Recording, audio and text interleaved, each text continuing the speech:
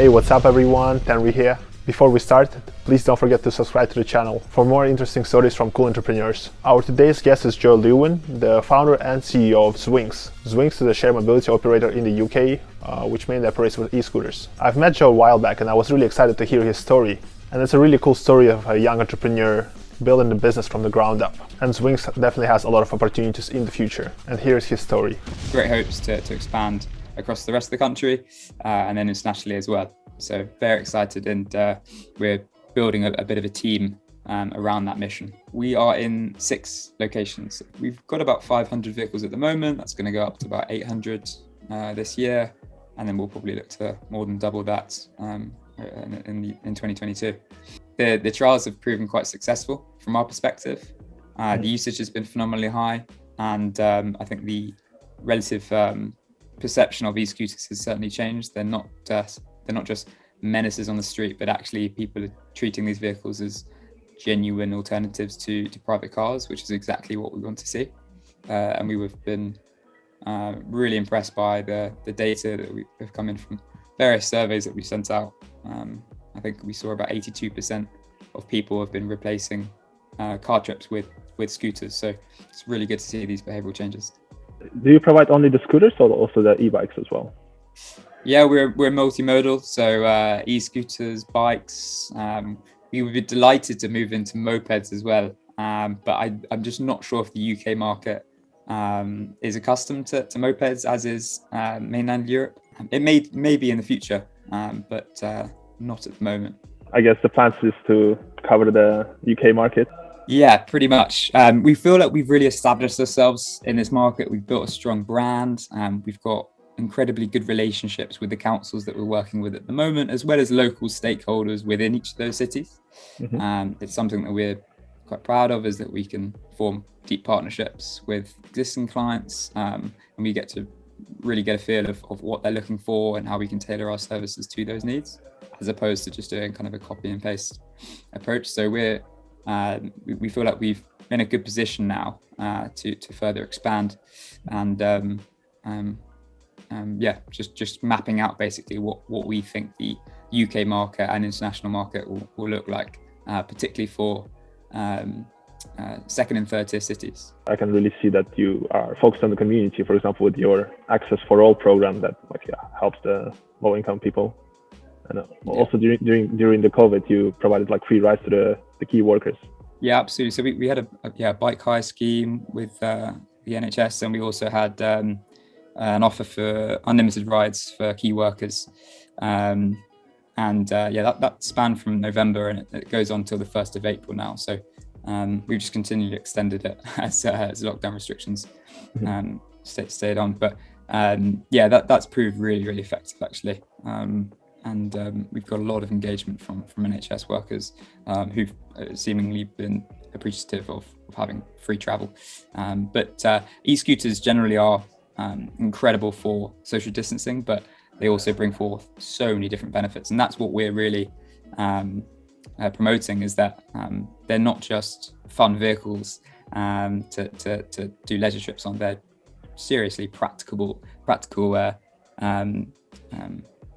vehicles for A to B travel. Yeah, talking about you more as an entrepreneurial side. Yeah, so my dad kind of rose through the ranks and then ran an investment bank, and chairs multiple different organizations and things, and drew a lot of inspiration from him. But the corporate world didn't really suit me at all. I think I'm slightly more on the creative side, and didn't feel any lure to go into corporate, let alone investment bank. So I think the startup world really, really appealed to me. I think the infinite opportunity and the imaginative appeal from being able to do whatever you would like is really powerful. So I grew up on 2 wheels, you could say. And every week, I think I was just before the social media generation, where your weekends were spent maybe on TikTok or whatever these apps are called nowadays, and we were just riding bikes every weekend. And if we weren't riding them, we were fixing them, we were buying parts and doing them up and then selling them on. And that was something I just absolutely loved and drew a lot of passion for. And then went on to university and really found my love for emobility. I really like Elon Musk's transformational leadership, and he took Tesla from what was otherwise a small startup in a saturated market to a pioneer with a combined market cap of totaling more than many of the major competitors in their market. So drew a lot of inspiration from Elon Musk and all of his various startups. And I actually did my dissertation on him. So that kind of kickstarted a real interest in e-mobility, innovation, exploration, all of that good stuff, and resonated me to the extent that I wanted to do something in e-mobility, but I just didn't really know what that was. Because before the starting Zwings, you still like had a couple of internships and you still like worked as a head of growth.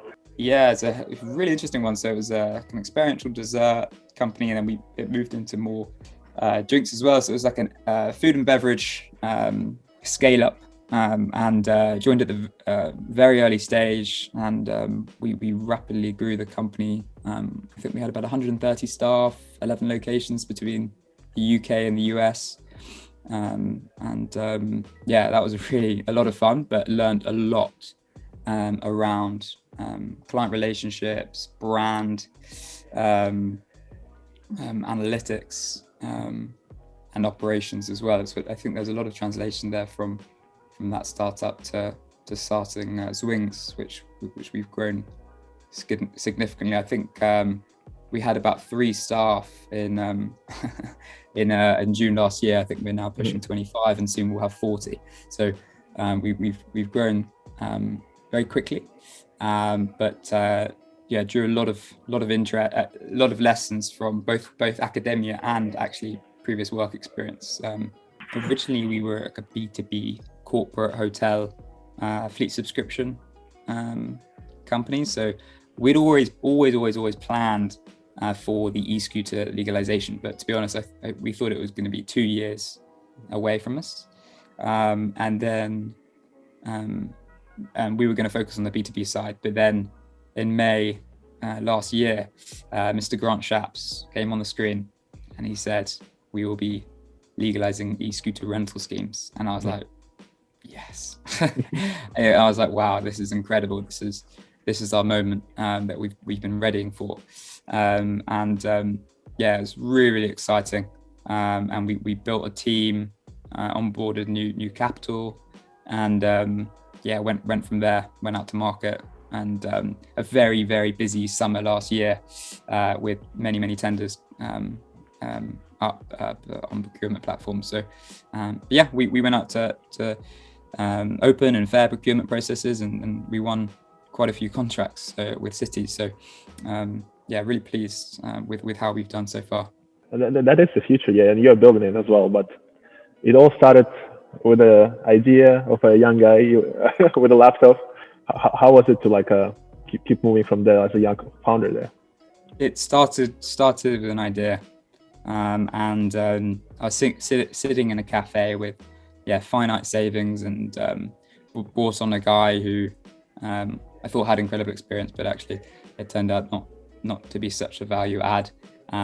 So learned a lot, and kind of scaled relatively independently until I could find really, really good team members. And I think that's really important, to have incredible people on board, from the idea creation process with mentors, if available, and then look to work with incredible people to scale your idea into a business, and then into one in which people actually pay money for, and then eventually go from city to city and then internationally.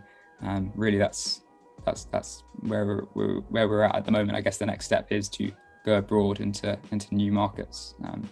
We've come a long way, but there's still a lot more to do, which we're very, very excited for. Definitely, because even finding the first angel investor, like how many emails and like meetings did you have? How was that process? You know, I didn't really know many people. I've got to be honest. Going out into the big bad world of business. But to be honest, one of the things that I love about the startup scene is that everyone is so engaging. Not that I'm all too familiar with the corporate world, but I think with other founders or investors, particularly angel investors, they're so personable, and you can, with the power of LinkedIn, you can just reach out to people as you know, as we connected, and you can build a real good relationship with them. And you could, it may not even be, you know, capital related, but actually just having a good chat. I love, you know, sharing content, hopefully valuable content that people can draw insight from. It's a great way to get to know people, because people comment, and you can have like mini conversations there, and then that can lead to, you know, friendships, and that's how we've brought on investors as well. So we've got a serious panel of investors, and drawing a lot of interest now for our growth funding round, which we're doing at the moment, to ready for the very busy summer ahead of us. I think now it's nicer being in a position where quite a few more investors are seriously interested, and even some that may have said no at the beginning are beginning to reach out again and be like, oh, you know, I'm seeing good things, maybe we should pick up the conversation. So it's nice to have that feeling of some of the fruits of your hard work coming around full circle again. But of course, a lot of emails have to go out, a lot of LinkedIn connection requests. It's all part and parcel of the game. And over time, you refine your outreach. You get to know that people, you know, they want you to get to the point straight away. And sometimes, particularly some institutional investors. So we've learned a lot about investment, client engagement, but just making it personalized and valuable to them is the way to go. Hearing from you, then the LinkedIn, like as a tool, really helps a lot. Then absolutely, I think if I had any advice for anyone interested in entrepreneurship, just generally, I think creating or sharing content to your network, which is potentially in relation to your sector or wider industry, is really valuable, because then people begin to think that content you're sharing provides them insight into their own business. Your job as well as the head of the company, you need to build like the culture, and that's why you got some pretty nice hires recently, like with someone from Share. Now you have someone like from Lyme as well. Yeah, I think I'm really happy with the team, actually. It's we've drawn career or industry experts from car, scooter, bike sharing companies, as well as Google, Microsoft. So it brings a real nice feel to the team's combined output. So I want to learn from other companies' mistakes necessarily, and then implement innovative solutions, but also bring that innovative appeal from more corporate settings such as Google and Microsoft. So it's been a real journey bringing such an incredible team together. But at least it means that you can go to sleep at night knowing that you can really trust those individuals who are experts in their own field. By all means, a lot of people have been reaching out to us from some of our competitors actually, and they're really eager to join a local company, which is nice. But I feel maybe we give a lot of responsibility, autonomy, and opportunity to grow as well, and have a genuinely tangible impact every single day. We just released another 2 job ads, and that's something that we put in the spec, is that every day you come to work, no 2 days are the same, but you're genuinely delivering impacts for not only yourself and your career, but also for the communities and the environment that you work in between. So and that's really good. I think we've had about... That's cool. And I guess just like Elon, you keeping the cultural fun in the office and all that. Yeah, we have a laugh. I mean, we try to make it as task and socially cohesive as possible. I think that's something really important. It is quite hard in a virtual environment, by all means. So I try to check in with everyone in the team if not once a day, at least the next day. But it's not always easy with so much to do. But I think making people feel involved and allow them to contribute ideas. We run quite like not a matrix style culture, but certainly one in which we can really encourage collaboration. So in our weekly meetings, we have like quotes at the top of our like inspirational quotes for that week, and every meeting we always finish with encouraging everyone to reach out to different departments to spur innovation and cohesion, marketing, operations, or marketing and customer service, for example, just to devise some new ideas of how to develop the brand and how to further our service for our clients. So that's worked really well, actually. I think the team really enjoys working at Zwings. And I think it's also like a big piece of it, because you yourself, you didn't like the whole corporate environment and all that, so you definitely don't want to make it again the same thing.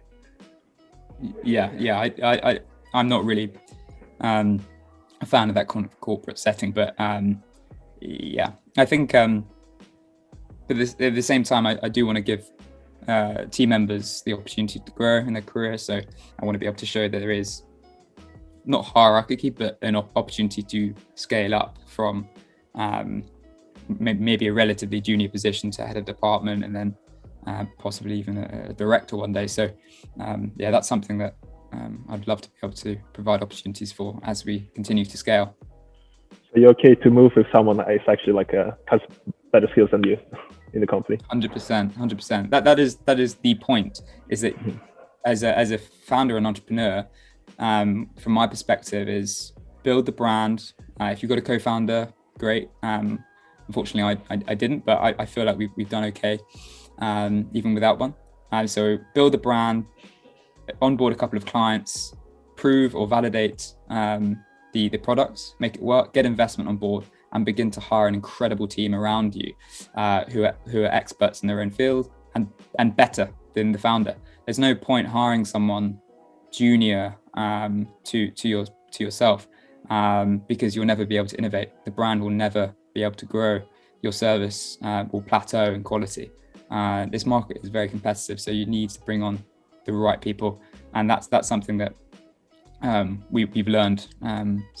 Our marketing expert is just something else. She's just a guru in all things graphic design, promotional material, signage, and stuff.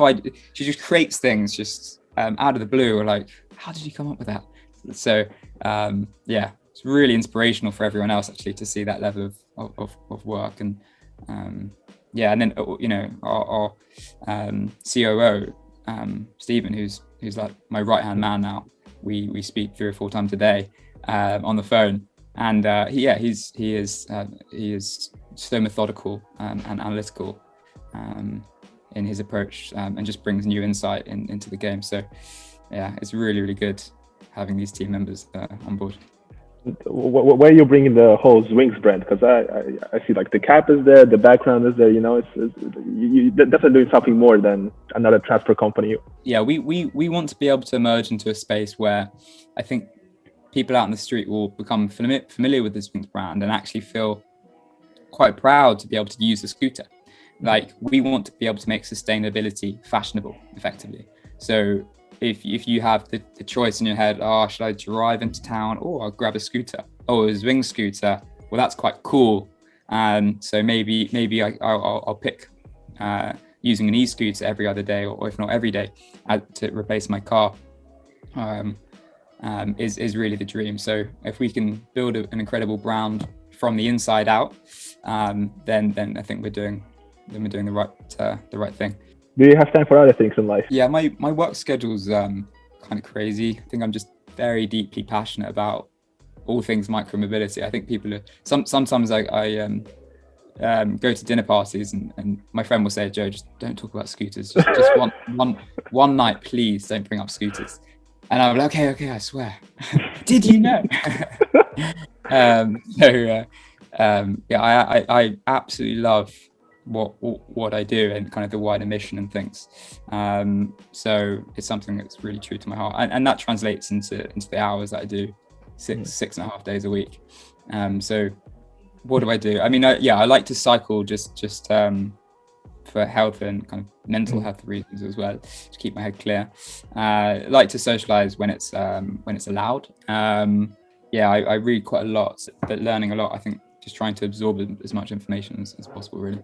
I like quite informative books where I can learn. Fictional is really cool, and I'd love to be able to like deeply engage with something, but like, for some reason or other, I feel like my time would be not wasted, but if I'm not learning, then it's not such a logical use of time. So I love books like that. What's a couple of books you would like give as a gift or recommend?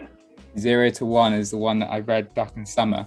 I'm a big fan of that. So Peter Thiel's book, Elon Musk's biography, and then Thinking Fast and Slow is probably one that I'd recommend. But what's kind of like a quote you live by? The vision and strategy. This is something that I put in my team meeting actually the other day. The quote of the week. Yeah. A vision and strategy are not enough. The long-term key to success is execution, each and every day. And that's Richard Kovovich. That's something that resonates with me. Thanks for watching, and don't forget to like, subscribe and share the content, because then it can be valuable to even more people. Wishing you an amazing day, and as always, TNRI out.